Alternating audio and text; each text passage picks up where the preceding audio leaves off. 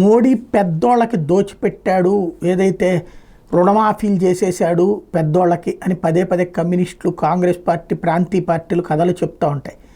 అయితే అసలు ఈ పెద్దోళ్ళకి డబ్బులు ఇచ్చింది కాంగ్రెస్ టైంలో, దాన్ని దారికి తెచ్చింది మోడీ అని చెప్తున్నారు.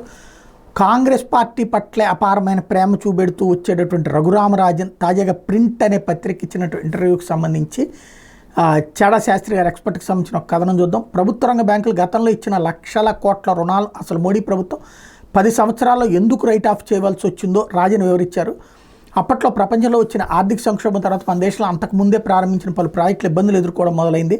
అయితే మన దేశానికి సంబంధించి ప్రపంచ ఆర్థిక సంక్షోభమే కాకుండా ఇక్కడ ప్రత్యేక పరిస్థితులు ఉన్నాయి. ఆ సమయంలో ఉన్న యూపీఏ ప్రభుత్వ అవినీతి కుంభకోణాల వల్ల ప్రాజెక్టులకు అనుమతులు రావడం ఆలస్యం కావడం వంటివి జరిగినాయి. ఈ అవినీతి వల్ల ప్రాజెక్టులకు భూసేకరణ ఇబ్బందులు, పర్యావరణ అనుమతులు లాంటి వాటితో పెద్ద సమస్య ఏర్పడింది. రావడంలో ఇబ్బందులు ఎదురయ్యి ప్రాజెక్టులు ఏర్పడడం ఆలస్యం జరిగితే వాటి కోసం బ్యాంకుల్లో తీసుకున్న భారీ రుణాలు ఎన్పీఏలుగా తయారు కావడం మొదలైంది.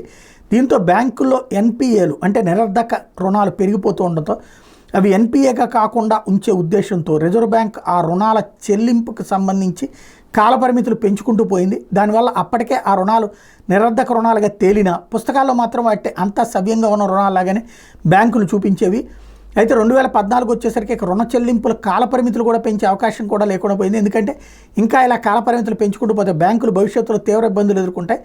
అప్పటికే ఇలా చెల్లింపులు రాని రుణాల కాలపరిమితులు పెంచడం వల్ల బ్యాంకుల్లో ఎన్పీఏ రుణాలు భారీగా పెరిగిపోయి బ్యాంకులు కొత్త అప్పులు ఇచ్చే స్తోమత దెబ్బతింది అని రాజన్ చెప్పుకొచ్చారు. ఎందుకంటే పాత రుణాలు వసూలవుతూ ఉంటేనే డబ్బులు రొటేషన్ అయ్యి కొత్త రుణాలు ఇవ్వడానికి బ్యాంకుల దగ్గర డబ్బులు ఉంటాయి. ఆ పరిస్థితుల్లో నేను అప్పటి ఆర్థిక మంత్రి అరుణ్ జైట్లీ వద్దకు వెళ్ళి బ్యాంకుల ఎన్పీఏల పరిస్థితి గురించి, ఇదే పరిస్థితి కొనసాగితే బ్యాంకులు ఇంకా ఇబ్బందులు ఎదుర్కొంటాయి, అందువల్ల బ్యాంకింగ్ వ్యవస్థను శుభ్రపరచాల్సిన సమయం వచ్చిందని చెప్తే సరే అని జైట్లీ అనుమతి ఇచ్చారు. దాని ప్రకారం అసలు బ్యాంకుల్లో ఎన్పీఏ రుణాలు ఖచ్చితంగా ఎన్నున్నాయో తెలుసుకోవడానికి ప్రత్యేక ఆడిట్ నిర్వహించాం.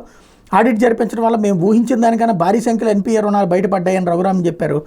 ఈ ఎన్పీఏ సమస్య పరిష్కారానికి 2 మార్గాలు ఉన్నాయి. మొదటిది బ్యాంకుల బ్యాలెన్స్ షీట్స్ నుంచి ఈ నిరర్ధక ఆస్తులు అంటే ఎన్పీఏ రుణాలను తొలగించడం, అంటే రికవరీ చేయడం, రికవరీ కాని అప్పుల్ని రైట్ ఆఫ్ చేయడం. రెండవది బ్యాంకుల ఆర్థిక స్థితి మెరుగుపరచడానికి కేంద్రం బ్యాంకులకు ఆర్థిక సాయం చేసి వాటి క్యాపిటల్ పెంచడం. నరేంద్ర మోడీ ప్రభుత్వం ఈ విషయంలో చొరవ తీసుకుని యూపీఏ ప్రభుత్వంలో పెరిగిపోయిన వసూలు కాని రుణాల రికవరీ మొదలుపెట్టి మిగిలినవి రైట్ ఆఫ్ చేసేసి బ్యాంకుల బ్యాలెన్స్ షీట్స్ క్లీన్ చేయడం మొదలుపెట్టింది అంటూ రాజన్ చెప్పుకొచ్చారు. ఈ విషయంలో మోడీ ప్రభుత్వాన్ని అభినందిస్తున్నానని రఘురామరాజన్ చెప్పుకొచ్చారు.